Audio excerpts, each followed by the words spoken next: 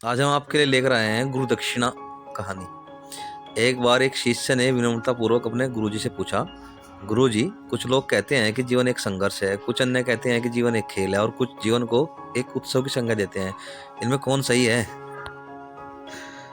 गुरुजी ने तत्काल बड़े ही धैर्य पूर्वक उत्तर दिया, पुत्र, जिन्हें गुरु नहीं मिला उनके लिए जीवन एक संघर्ष है, जिन्हें गुरु मिल गया उनका जीवन एक खेल है, और जो लोग गुरु द्वारा बताए गए मार्ग पर चलने लगते हैं मात्र में ही जीवन को एक उत्सव का नाम देने का सांस जुटा पाते हैं। यह उत्तर सुनने के बाद भी शिष्य पूरी तरह से संतुष्ट न था। गुरुजी को इसका आभास हो गया। वे कहने लगे, लो, तुम्हें इसी संदर्भ में एक कहानी सुनाता हूँ। ध्यान से सुनोगे तो स्वयं ही अपने प्रश्न का उत्तर पा सकोगे। उन्होंने जो कहानी सुनाई वह इस प्रकार थी कि एक बार की बात है कि किसी गुरुकुल में 3 शिष्यों ने अपना अध्ययन संपूर्ण करने पर अपने गुरुजी से यह बताने के लिए विनती की कि उन्हें गुरु दक्षिणा में उनसे क्या चाहिए। गुरुजी पहले तो मंद मंद मुस्कुराए और फिर बड़े स्नेह पूर्वक कहने लगे, मुझे तुमसे गुरु दक्षिणा में एक थैला भर के सूखी पत्तियां चाहिए, ला सकोगे? वे तीनों मन ही मन बहुत प्रसन्न हुए, क्योंकि उन्हें लगा कि वे बड़ी आसानी से अपने गुरुजी की इच्छा पूरी कर सके हैं। सूखी पत्तियां तो जंगल में सर्वत्र बिखरी ही रहती हैं। मैं उत्साहपूर्वक एक ही स्वर में बोले, जी गुरुजी, जैसी आपकी आज्ञा।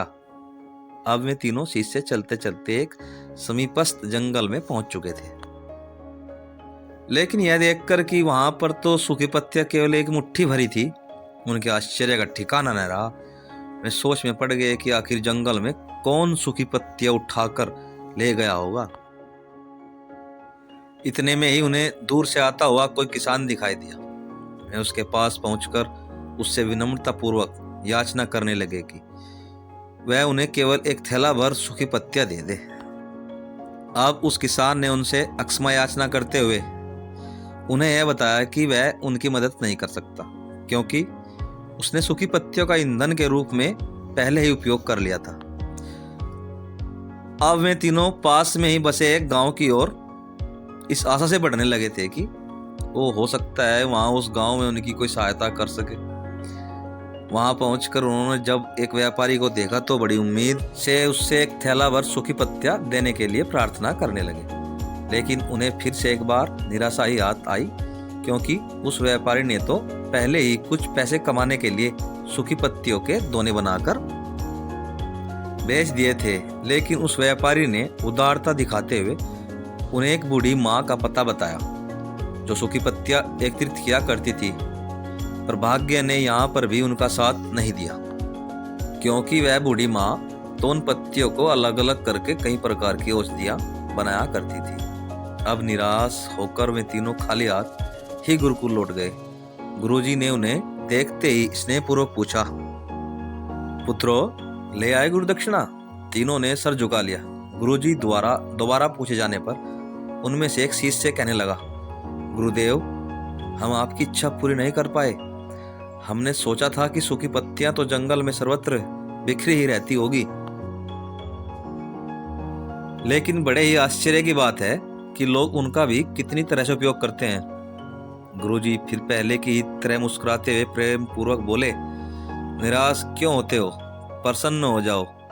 यही ज्ञान की सूखी पत्तियां भी व्यर्थ नहीं हुआ करती, बल्कि उनके भी अनेक उपयोग हुआ करते हैं। मुझे गुरु दक्षिणा के रूप में दे दो। तीनों शिष्य गुरुजी को प्रणाम करके खुशी खुशी अपने अपने घर की ओर चले गए। वह शिष्य जो गुरुजी की कहानी एकाग्रचित होकर सुन रहा था, अचानक बड़े उत्साह से बोला, गुरुजी, अब मुझे अच्छी तरह से ज्ञात हो गया है कि आप क्या कहना चाहते हैं। आपका संकेत वस्तुतः इसी ओर है ना, कि जब सर्वत्र सुलभ सूखी पत्तियां भी निरर्थक या बेकार नहीं होती हैं, तो फिर हम कैसे किसी भी वस्तु या व्यक्ति को छोटा और महत्वहीन मानकर उसका तिरस्कार कर सकते हैं। चींटी से लेकर हाथी तक, सुई से लेकर तलवार तक, सभी का अपना अपना महत्व होता है। गुरुजी भी तुरंत ही बोले, हाँ पुत्र, मेरे कहने का भी यही तात्पर्य है कि हम जब भी किसी से मिले तो उसे यथा योग्य मान देने का भरसक प्रयास करें, ताकि आपस में स्नेह और सद्भावना, सहानुभूति एवं सहिष्णुता का विस्तार होता रहे और हमारा जीवन संघर्ष के बजाय उत्सव बन सके। दूसरे, यदि जीवन को एक खेल ही माना जाए तो बेहतर यही होगा कि हम निर्विक्षेप, स्वस्थ एवं शांत प्रतियोगिता में ही भाग लें और अपने निष्पादन तथा निर्माण को ऊंचाई के शिखर पर ले जाने का अथक प्रयास करें। अब शिष्य पूरी तरह से संतुष्ट था।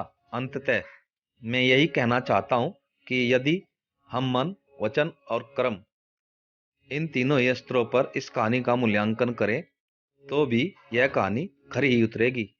सबके प्रति पूर्वाग्रह से मुक्त मन वाला व्यक्ति अपने वचनों से कभी भी किसी को आहत करने का दुस्साहस नहीं करता और उसकी यही ऊर्जा उसके पुरुषार्थ के मार्ग की समस्त बाधाओं को हर लेती है। वस्तुतः हमारे जीवन का सबसे बड़ा उत्सव पुरुषार्थ ही होता है, ऐसा विद्वानों का मत है। धन्यवाद।